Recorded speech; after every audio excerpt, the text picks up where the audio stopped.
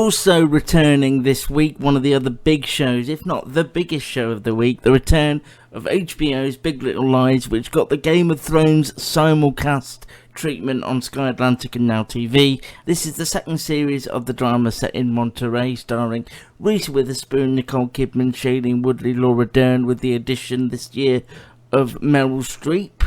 Matt and I think, were both skeptical or against the idea of a second season because I think most people were, really, because the first season obviously based on a book, and that came to the end of the book, and because of the popularity of it, let's have a second season. So I think that skepticism was present throughout. But I found myself, the more this was trailed and the more I learnt about it. So the original author worked with David E. Kelly to storyline it. So this follows on the aftermath of the death of the last season.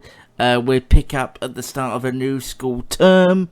Everybody involved in that death last year, which I won't kind of spoil, I don't think you need to in case you haven't seen it, is sort of back to normal, but one character played by Zoe Kravitz, Bonnie, is still really haunted by the events of that evening. You've got the person's mother, played by Meryl Streep, coming in, playing a really creepy mother-in-law who suspects things surrounding her son's death aren't exactly clear as they seem, and she's there to work out who's involved. And I have to say, HBO sent me the first 3 episodes. I whizzed through them really quickly. I loved it. I really, really loved it. And if you follow me on Twitter, you'll have seen that. I just find their world really fascinating. It goes without saying that Reese Witherspoon, Nicole Kidman, Shailene Woodley, that whole central 4 group, well 5 now with Zoe Kravitz more involved, are really good together. And the kids are really interesting and really good. And it just feels really authentic. How did you feel about the first one of this show that we didn't necessarily want to come back? Yeah, I found it was very well paced, introducing sort of the themes of this series, mainly, as you say, Bonnie's sort of distance from the rest of the group. This is also almost sort of picking up after the summer and sort of almost like a reunion of these 5 mums. And as you say, Meryl Streep coming back as the mother-in-law to Nicole Kidman. Very sort of creepy, almost an ominous figure popping up in Nicole Kidman's bedroom while she's having nightmares and like nobody dare really confront her or anything because But from that scene, I mean, with Madeline, where Reese Witherspoon's character, where she sort of insults her for being short, I quite like that. And then her coming into the realtor's office later on. She's very passive-aggressive, and I know most of the characters in this are passive-aggressive, but she does it in a way, she's very sort of relaxed in places, and then there's that scene where she's sort of yelling out towards the end, like getting the boys to yell out because she's grieving. Yeah. I think she adds something to this, and again, I was quite sceptical when they announced, it's another big name, it's Meryl Streep. I don't think she's done any TV before, but no, I really like this. I thought it did flow very well. Everyone got a little bit of storyline in there. I can't really see any negatives at this stage. I think it's one where we'd have to... It is sort of the establishing episode, where are we all now sort of thing. Well, I've seen the next 2, and I would say they're just as... don't mention anything else. This series doesn't have the mystery element of it, but when I look back, it wasn't actually the mystery element that kept me coming back. It was actually the world, those characters there, as you say, passive-aggressive interactions.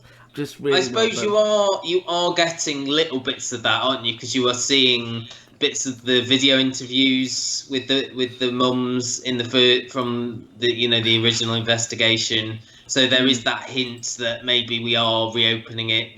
The cases haven't been closed, and the Meryl Streep character as well is sort of looking at justice for her son because she feels like there's more beneath the surface. So there's still bits of that mystery and bits of that, that in the back of your mind that, they might still find out that the murder was committed. It just feels really solid when you watch it. It just sort of just feels like, just turn your brain off, like it, enjoy it, be with those characters. It just feels really solid, and considering that I was pretty, I wouldn't say I was dead against the second one because I did like it, but I did think like you, this is just another, it's done really well, let's see what more steam we can get out of it. But it didn't take me long to go, yeah, I like this, I'm into this again. Sky Atlantic, it's on Now TV, the box set of season 1 is there as well, if you want to check it out, if you've not. So if you just heard the buzz, but not managed to see it, I think it's well worth your time. It was an interesting series, because it's all about how covering up the death of Perry had sort of impacted on the 5 women, the Monterey 5, I suppose. Celeste, who it was her husband who had died, and she was sort of struggling to find her way, after this violent relationship she was in that sort of still excited her. Her mother-in-law came to Monterey, played by Meryl Streep, and basically That's who it was. Filed for custody of her 2 children, and that sort of became the second half of the series. She also it came out that Perry had fathered Ziggy, as he was the result of him raping the Shailene Woodley character, whose name I can't remember off the top of my head. I'm sure you're going to tell me now, Jane. And sort of her starting a new relationship with someone she worked with, which was sort of like the sweet element of this series. I've been to the Monterey Aquarium, but, not while she was working there. And then you had Zoe Kravitz's character, Bonnie, who I think had the best sort of arc and the best performance of this series. As the person who actually did commit the murder, had been quite sort of distant with her husband and things like that. And then her mum arrives, and her mum has a stroke. And it's all about sort of dealing with her childhood, which we learn. Was her mum abusive towards her? Yes, Is that yeah. Rather than her dad, and I think we got that impression initially that it was her dad, wasn't it? In terms of how she sort of lunged towards Perry at the end of the series. The whole episode that ends with Bonnie's mother having the stroke is just fantastic. What 6-year-old wouldn't want disco legends, the Trumps at her birthday party? And I suppose the other story was Renata going through bankruptcy, which Laura Dern. They're all fantastic. All of the 5 lead actresses in this, and also Reese Witherspoon's character, sort of almost going through a divorce. I thought Adam Scott really annoyed me in this series. But I don't know if that was just him being brilliant at the character. Is he meant to be annoying? I think he's meant to be an arse, because he was slightly annoying in the first series, but this series he took it up a notch because he just couldn't bear her company, could he? But I felt like she was sort of sidelined because the others were just fantastic, and Laura Dern screaming, "I will not be rich." Is just one of my things. And how she destroyed his trains at the end, I thought was fantastic. And I suppose the way it ended with with Bonnie finally deciding to confess, and the other 4 women sort of joining her as well, and all holding hands, maybe suggests that this might be the end of it now, or we could continue it on. What would you want it to continue, or? I don't think I would, really, because the only way it would end is with one or all of them in prison, and I would have liked a more, concise, constructive ending, really. A bit more of a less conclusion. Ambiguous. Yes, I would have liked that. I suppose the conclusion proper was that Celeste got to keep her children. So go on. The thing I was going to ask you was, how did you feel? I think I know the answer, but it sort of morphed into a legal drama in those last, I think, 3 episodes. To an extent. There was still, the other subplots going on, but that was, I suppose, the main focus was because a lot of people thought those court scenes were a little bit cheesy, I think. And a little bit old-fashioned, maybe. Yeah. Yeah. Where she sort of cross-examines her Meryl Streep's character, who again was fantastic as this sort of passive aggressive. Oh my god, she was amazing. And sort of there were things that came out about her past, and she ended up leaving at the end. But yeah, no, I really enjoyed it. I love the theme tune to this. Do you ever wanna? Do you wanna burn? Is he in the room? I know. Sorry, Michael. Can you calm down, love? Thank you.